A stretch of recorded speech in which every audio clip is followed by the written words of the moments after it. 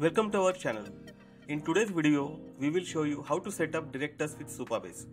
If you are looking for a powerful headless CMS paired with reliable database and storage solution, this step-by-step guide is for you. But first, let's quickly understand what a headless CMS is.